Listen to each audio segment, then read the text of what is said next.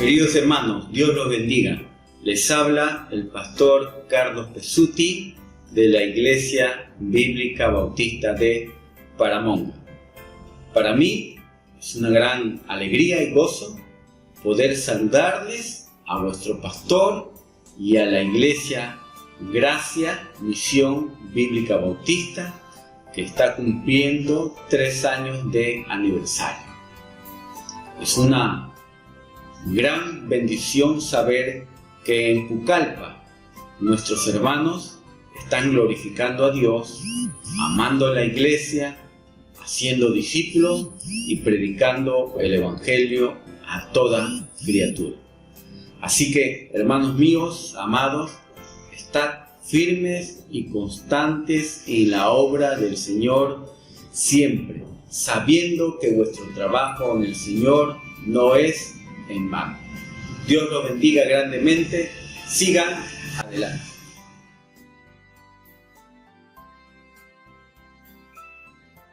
Les saluda el pastor Armando Villarasca Varga, pastor de la Iglesia Bíblica Bautista de Andahuaylas, a la Iglesia Bíblica Bautista de Gracia de Pucallpa por su 3er aniversario, deseándoles las muchas bendiciones de la gracia de Dios reposa en la iglesia. Asimismo también Dios derrama su bendición en la vida del pastor Luis Movich y su familia, encargados de la obra, de esta obra que comenzó hace 3 años, los cuales nos ha permitido Dios apoyar en oración y también en el apoyo de la ofrenda misionera, con lo cual Dios ha sido muy fiel también para poder cumplir con esta misión. Asimismo también la iglesia de acá de Andahuaylas les hace llegar un feliz aniversario y deseándole que Dios siga añadiendo más almas a la iglesia, y deseamos de todo corazón muchas bendiciones. Que Dios lo bendiga.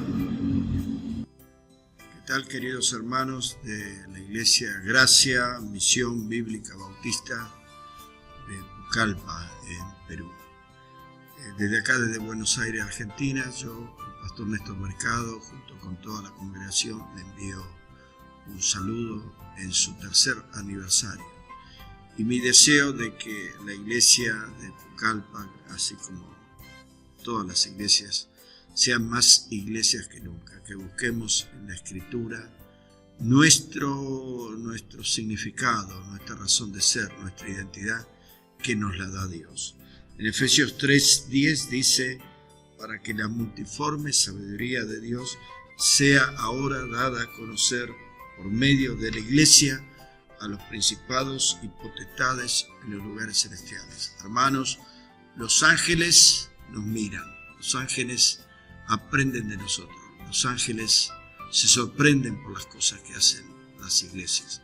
Dios le habla a los ángeles a través de la iglesia. Hermanos, la iglesia no es una ONG, la iglesia no son los Boy Scouts, la iglesia no es un grupo de amigos. La iglesia es la casa de Dios, la iglesia del Dios viviente.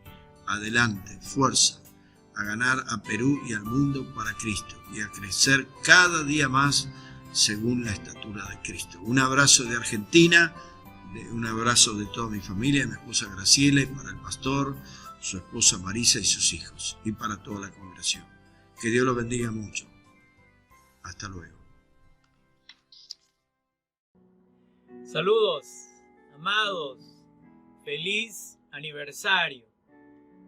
Que el Señor siga usándolos de una manera extraordinaria y que puedan gozarse en este momento al llegar a los 3 años y poder reconocer la bondad del Señor con ustedes. Cuando pienso en el número 3, en primer lugar me viene a la mente el tema de la Trinidad. Más que observarlo como un tema doctrinal, quisiera observarlo como un tema de convivencia, de relación, de unidad en relación a una misión. Padre, Hijo y Espíritu Santo trabajando armoniosamente.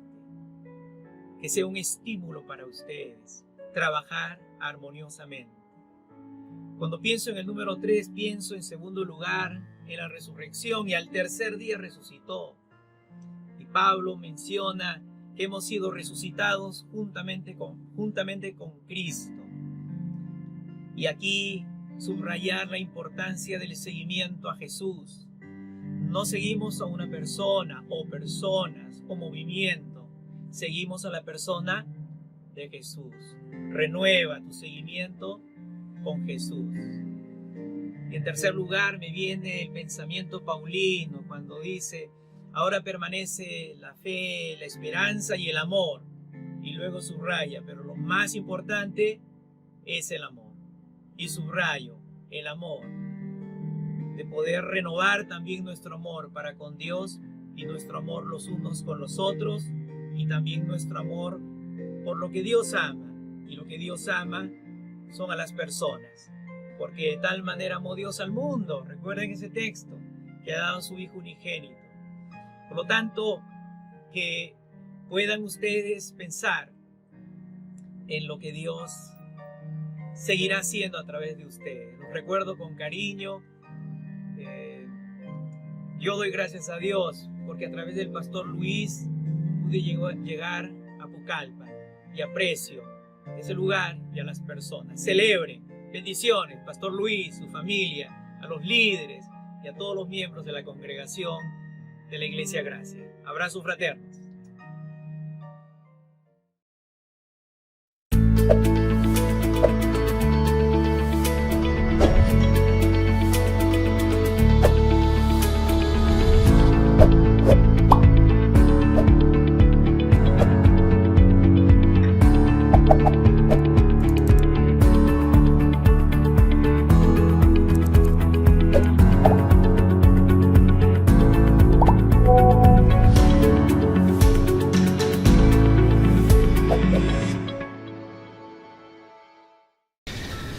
Muy buenos días, estimados hermanos de la Iglesia Gracia Misión Bíblica Bautista.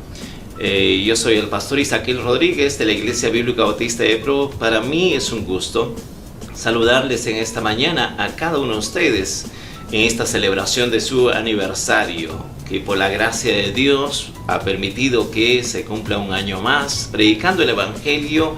Y gracias damos a Dios por cada uno de ustedes que han permanecido fiel y por los que han venido añadiéndose a lo largo de estos tiempos al cuerpo de Cristo a través de esta iglesia local que viene predicando el Evangelio. Gracias también a la invitación del pastor Luis Dujmovic de participar en este su aniversario, y les transmito también a la vez el saludo de la Iglesia Bíblica Bautista de Pro, para que el Señor los siga bendiciendo y siga utilizando sus vidas y sigan permaneciendo firmes y perseverando en este tiempo difícil. Un tiempo de prueba no solamente para ustedes, sino para la iglesia en general, para la sociedad en general en realidad, en este tiempo de crisis, tiempo de pandemia, pues ha afectado en gran manera a las familias y también a las iglesias locales, pero sin embargo, por la fidelidad de Dios, seguimos continuando, y seguramente este año que ya ha transcurrido ha sido también para ustedes un tiempo difícil de crisis, tiempo de prueba, tiempo de adversidad. Situaciones de crisis que han llegado a sus vidas, probablemente por la pérdida de algún ser querido, o también por situaciones de crisis en el ámbito económico, en el ámbito laboral, o también en la familia. Sin embargo, en medio de estas pruebas difíciles, la iglesia sigue avanzando. Así que felicitarles a cada uno de ustedes en esta celebración y animarles a que continúen adelante, avanzando en la expansión del Evangelio para que otras personas también conozcan a Cristo Jesús. Así que en esta oportunidad quiero compartir con ustedes un pasaje en las Escrituras donde vamos a ver algunos principios que son consejos que Dios nos da a cada uno de nosotros, y especialmente quiero transmitirle a ustedes como congregación, como iglesia, que están pasando por tiempo de prueba, o que han pasado y que probablemente también algunos de ustedes en la actualidad, en este tiempo, están pasando algún tipo de adversidad.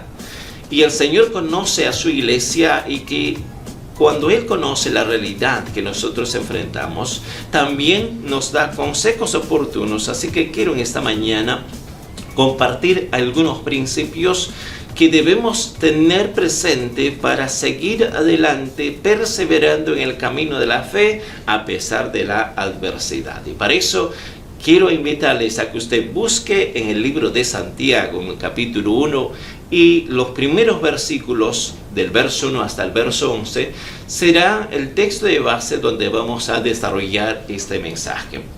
El versículo 1 en adelante es el texto que vamos a estar utilizando. Los destinatarios a quienes se dirige Santiago, el escritor de esta epístola, son creyentes judíos, son creyentes que estaban dispersos por todas partes del mundo de aquel entonces. Y a causa de la persecución, ellos estaban en distintas partes. No era un tiempo bueno, no era un tiempo de quietud, de tranquilidad para la iglesia, era un tiempo de mucha adversidad, un tiempo donde ellos estaban siendo perseguidos por causa de su fe. Muchos estaban siendo decapitados, muchos estaban siendo despedazados por los animales ahí en el escenario de competencias deportivas. Así que habían diversas formas en que la iglesia estaba en realidad pagando un alto precio por su fidelidad al Señor. De modo que Santiago comienza identificándose con este grupo de hermanos que están dispersos, que están perseguidos, que están pasando situaciones difíciles, y ellos están atravesando, por lo tanto, por pruebas enormes. La palabra griega que se emplea aquí en el versículo 3 dice: hermanos míos, tened por sumo gozo cuando os halléis en diversas pruebas. Esta palabra pruebas significa adversidades, significa aflicciones o problemas. Y creo que estas situaciones no es ajeno tampoco a cada uno de nosotros como hijos de Dios. Por lo tanto, el argumento que Santiago utiliza en esta parte de las Escrituras es muy sencillo. Si enfrentamos la prueba correctamente, serán de gran beneficio. De modo que Dios no ha prometido librarnos de las situaciones de adversidad. Lo que sí Dios nos ha prometido y nos da a través de su palabra son consejos oportunos, correctos, para enfrentar las pruebas de una manera adecuada, correcta, porque serán de gran bendición. Pero si enfrentamos las pruebas o las adversidades de una manera incorrecta, entonces serán muy perjudiciales para nuestra vida espiritual. Frente a las diversas pruebas que son inevitables, porque aquellas pruebas que llegan a nuestra vida son inesperados y a la vez también son inevitables. Son inesperados porque nadie lo planifica, nadie lo espera que lleguen, pero llegarán a nuestra vida. Seguramente en la vida de cada uno de ustedes ha llegado situaciones de pruebas en el momento menos esperado, y a la vez también es inevitable porque no hay manera de evitar muchas de estas situaciones de crisis en nuestra vida, porque son parte en el proceso de nuestra formación, de nuestro crecimiento. Dios utiliza tribulaciones, pruebas o aflicciones en nuestra vida para ayudarnos a crecer o madurar espiritualmente. Dios quiere que usted sea un cristiano maduro espiritualmente. Dios quiere que su iglesia, la iglesia Gracia, sea una iglesia que pueda ser fortalecida, que pueda expandirse, que pueda tener un impacto de gran testimonio para con las personas que están alrededor de ustedes. De modo que vamos a encontrar aquí 4 consejos que Dios le da a aquella congregación que estaba dispersa a causa de la persecución. Y el primer consejo que Dios le da a aquella congregación y también a ustedes y a cada uno de nosotros es lo siguiente: que las pruebas de nuestra fe deben ser enfrentadas con gozo. Los primeros versículos, o el verso 2, dice claramente: Hermanos míos, tened por sumo gozo cuando os halléis en diversas pruebas. Cuando nos encontramos rodeados por una variedad de pruebas, Santiago nos dice que debemos tener por sumo gozo o gran gozo. El gozo aquí no es algo opcional. El gozo que Dios demanda de cada uno de ustedes, de mí y de la iglesia, es un gozo que en realidad trae un gran beneficio a nuestra vida. Por lo tanto, usted se preguntará, ¿cómo puede una persona que está atravesando por situaciones de problemas, de crisis graves en su vida personal, en su hogar, en su familia, o que está inmersa en una terrible necesidad económica, puede tener gozo? En realidad, desde una perspectiva humana, es algo inconcebible. Es algo que no tiene lógica, no tiene relación, pero sin embargo del gozo del cual Dios nos habla, no tiene que ver con el gozo que produce las cosas de este mundo. No dice que debemos considerarlas como motivos de alegría. Note esta aclaración importante. Cuando Dios nos dice que debemos gozarnos, no está diciendo que usted debe considerar aquellas situaciones de adversidad que genera dolor como un motivo de alegría. No, no está diciendo eso Dios. El gozo no es una alegría pasajera que realmente es producto de las circunstancias externas favorables. Tampoco nos está hablando acerca del placer, del entusiasmo, de tener júbilo o alegría o risa. No está hablando de eso. El gozo que proviene de Dios y que no depende de ninguna circunstancia es la satisfacción interior. La satisfacción interior de saber que Dios está con nosotros. Él es nuestra seguridad. Él tiene control de toda circunstancia. El hecho de saber que Él es nuestra seguridad, que Él tiene control y cuida de cada uno de nosotros, en medio de cualquier adversidad podemos tener una actitud correcta de gozo. Dios dice en Jeremías capítulo 29, el versículo 11, que Él tiene planes de bien y no de mal para nosotros. Él tiene propósitos especiales para el hombre y para la mujer, porque Él controla todo en sus manos. Dios está diciéndonos aquí que las pruebas equivalen al gozo que produce Dios a través del Espíritu Santo. En otras palabras, nosotros tenemos que tener la capacidad de considerar, de reconocer, de pensar que estas pruebas que llegan a nuestra vida redundarán para el beneficio nuestro y por lo tanto debemos regocijarnos en el resultado final. Romanos capítulo 8, el versículo 28 nos dice: y sabemos que los que aman a Dios, todas las cosas le ayudan a bien. Esto es, a los que conforme a su propósito son llamados. Reconocer esta verdad debe de llevarnos a adoptar una actitud diferente a la que generalmente nosotros adoptamos de una manera general. Dios quiere que usted asuma en medio de las pruebas, de las adversidades, una actitud diferente. Y esa actitud solamente nosotros podemos asumirla o reaccionar de una manera distinta cuando nosotros realmente comprendemos que Dios tiene control y que Dios cuida y nos da seguridad. Las pruebas de nuestra fe perfeccionan nuestro carácter. ¿Por qué debemos reaccionar con una actitud correcta, con una actitud de gozo? Número uno, porque las pruebas de nuestra fe perfeccionan nuestro carácter. Cuando aprendemos a ver las pruebas que Dios usa, no es para destruirnos, sino es para fortalecernos y perfeccionarnos. Entonces debemos aceptar con gozo como beneficio para nuestra vida, porque Dios quiere que desarrollemos su virtud de paciencia en cada uno de nosotros. Santiago capítulo 1, el verso 3 y 4 dice: sabiendo que la prueba de vuestra fe produce paciencia. Santiago nos dice que debemos convertir nuestras dificultades en periodos de aprendizaje. Los tiempos difíciles pueden enseñarnos a cada uno de nosotros a ser pacientes.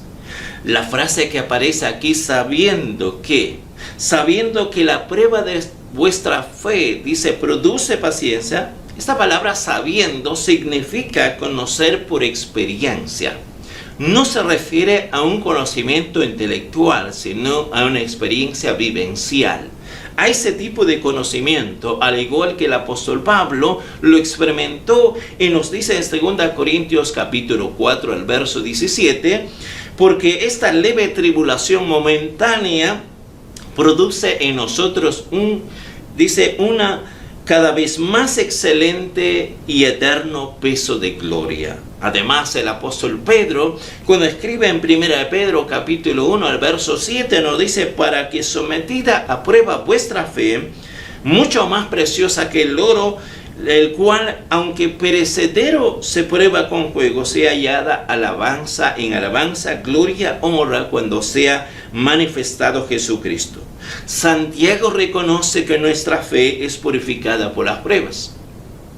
Este debe ser un motivo de gozo, no porque estemos nosotros experimentando aflicción, dolor, angustia, sino debe producir gozo el hecho de saber que esa prueba que es dolorosa, que aquella prueba que es muy angustiante en nuestra vida, en realidad va a terminar produciendo fruto, va a terminar produciendo la virtud de Cristo en nuestra vida. Por lo tanto, el gozo es por el resultado que puede producir aquella prueba. Por eso Santiago le dice, cuando ustedes se encuentren en medio de diversas pruebas, gócense.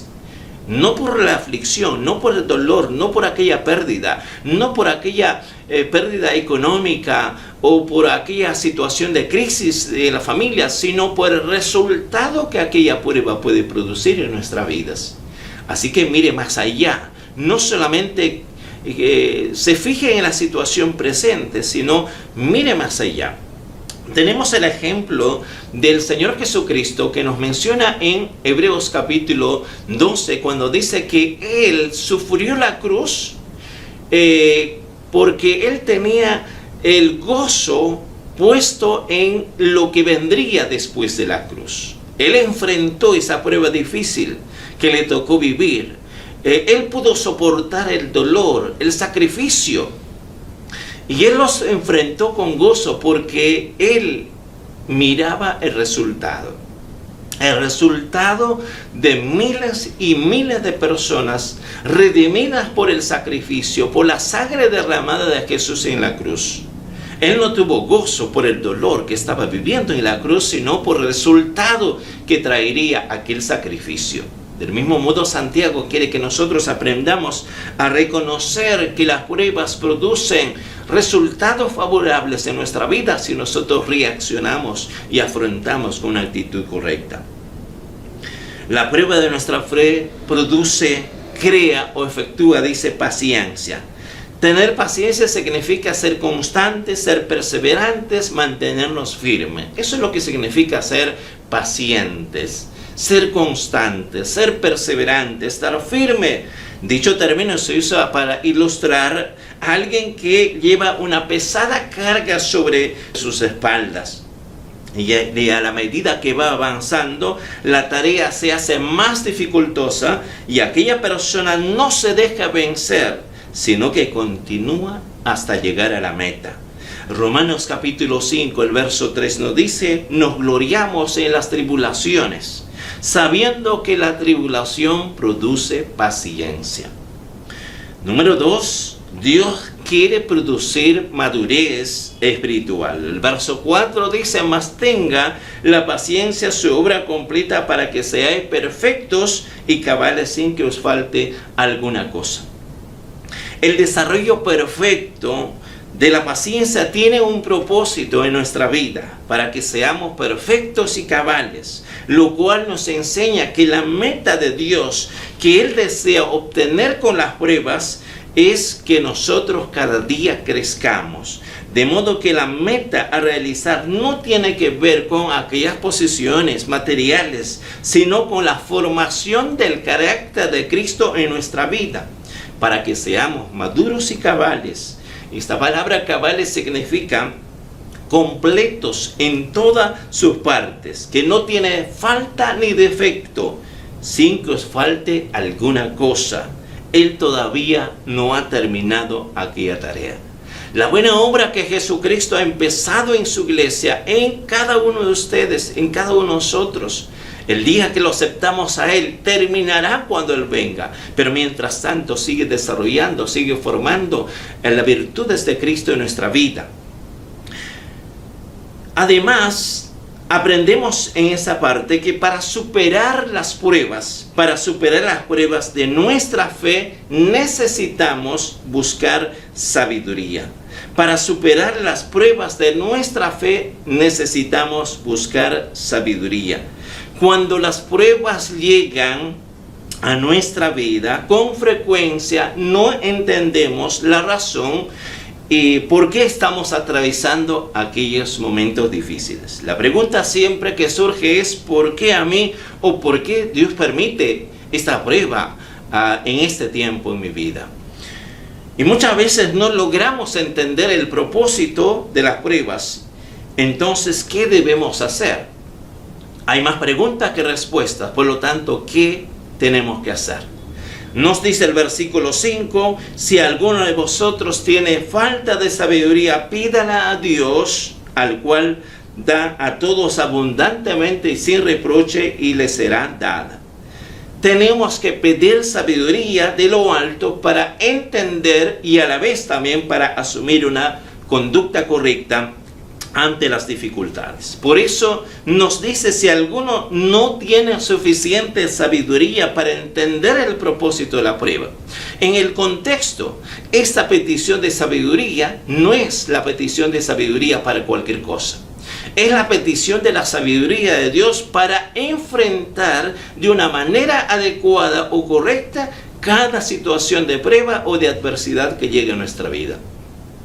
Generalmente cuando llegan situaciones de adversidad de nuestra vida reaccionamos mal, asumimos una conducta equivocada, tomamos decisiones apresuradas que a la larga en realidad no producen nada bueno en nuestras vidas.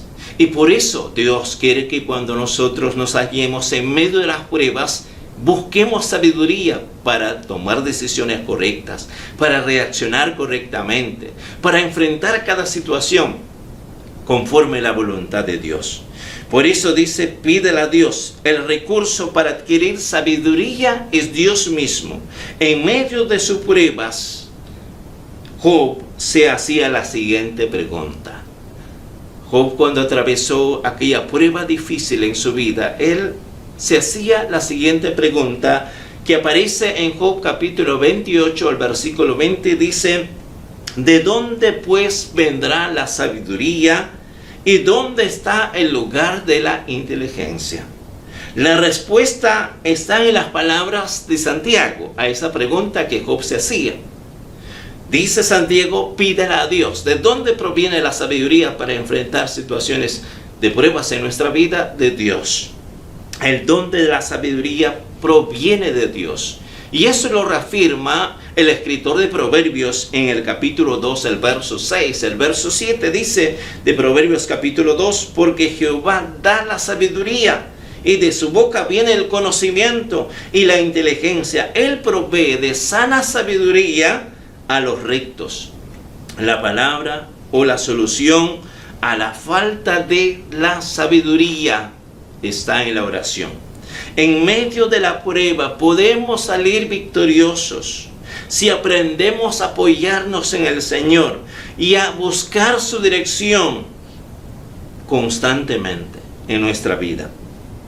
De modo que la petición de sabiduría que tenemos que hacerle a Dios para que Él nos dé sabiduría, tiene que ser hecha con fe. La petición debe ser hecha con fe. Dice el versículo 6 al 8. Pero pida con fe, no dudando nada, porque el que duda es semejante a la onda del mar que es arrastrada por el viento y echada de una parte a otra. No piense pues que en tal haga, aquí recibirá cosa alguna del Señor. El hombre de doble ánimo es inconstante en todos sus caminos. La petición, la búsqueda de la sabiduría ante la presencia de Dios debe ser hecha con fe, creyendo que Dios en verdad ha de suplir la sabiduría que usted necesita. La demostración de que se está orando con fe es no dudando nada. ¿Cómo usted puede saber que está buscando la sabiduría de Dios con fe? Cuando usted no duda. Dice no dudando nada, porque el que duda es semejante a la onda del mar. En medio de la prueba pueden llegar dudas a su mente, y llegarán aquellas dudas a su mente. Quizá usted se va a preguntar, quizá Dios no me sane, o quizá Dios no traerá una solución a esta situación que estoy enfrentando. Por eso es que hay que pedir con fe, creyendo que Dios hará y responderá, proveyendo una solución. Jesús nos enseñó a perseverar en la oración. Él nos dijo: pedid se os dará, buscad y hallaréis, llamad se os abrirá. La generosidad de Dios está dispuesta a socorrer a todos sus hijos. El que duda se llena de ansiedad, pero también se llena de temor. El temor nos lleva a una ansiedad y la ansiedad a otro. Y no podemos creerle a Dios lo que Dios dice en su palabra. Pidamos con fe, creyendo que vamos a recibir sabiduría para actuar frente a situaciones de crisis. Finalmente, las pruebas de nuestra fe producen una actitud correcta frente a las pruebas en aquel que es pobre, pero también el que es rico. Dice el versículo 9 al verso 10. Para que ya no seamos orgullosos.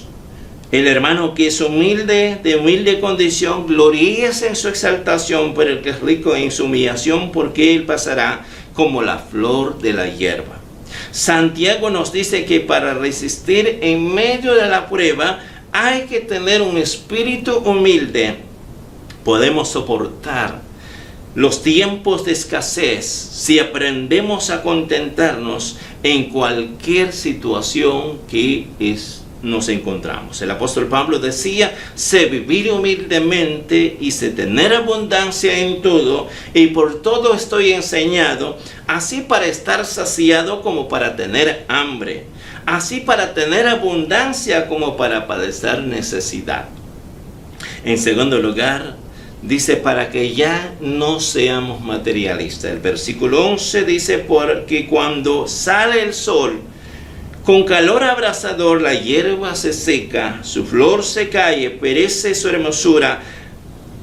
Así también se marchitará el rico en todas sus empresas. Un creyente que tiene riquezas materiales o que ha puesto su confianza en sus posesiones materiales debe aprender a gozarse en medio de las pruebas en el Señor. Es decir, debe aprender a confiar en el Señor, no en las cosas que Dios le ha dado a usted.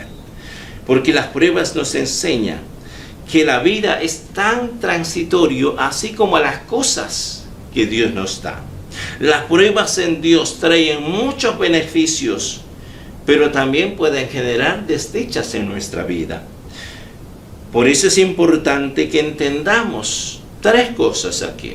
Recuerde que no hay prueba sin propósito. Siempre la prueba tiene un propósito en su vida. Recuerde que no hay prueba sin salida. Dios siempre le dará salida en medio de la prueba, pero también recuerde que no hay prueba sin recompensa. Dios le dará recompensa. Así que en esta oportunidad quiero animarles a cada uno de ustedes a continuar siendo fieles al Señor, a seguir perseverando en medio de la prueba, confiando que Dios tiene control y que Dios culminará, completará la buena obra que ha empezado en sus vidas. Así que continúen predicando el Evangelio, continúen buscando al Señor, continúen perseverando, continúen apoyando a los misioneros. Y de esta manera ustedes, en medio de las pruebas, de las dificultades, con la sabiduría que Dios les dará, sabrán afrontar de una manera adecuada, correcta, cada situación de adversidad. Así que esta mañana te invito a que tú puedas consagrar tu vida al Señor, a que tú puedas tomar una decisión hoy de perseverar, de continuar fiel en los caminos de Dios a pesar de las dificultades. Si tú no tienes a Cristo en tu vida, si tú no tienes el don de la vida eterna, hoy necesitas reconocer tu pecado, reconocer que estás rumbo a la condenación, estás separado de Dios. Pero Dios no quiere que tú te pierdas. Dios no quiere que tú perezcas, que pases la eternidad en el infierno. Dios quiere en esta mañana que tú puedas recibir el don de la vida eterna. ¿Qué necesitas para recibir el don de la vida eterna? Creer en Jesús y aceptarlo a Él como tu Salvador. Entrégale hoy tu vida. Acéptalo a Jesús y Dios hará el resto en tu vida, y Dios quiere glorificarse. Así que un feliz aniversario a cada uno de ustedes y sigan adelante para honra y gloria de nuestro Padre Celestial.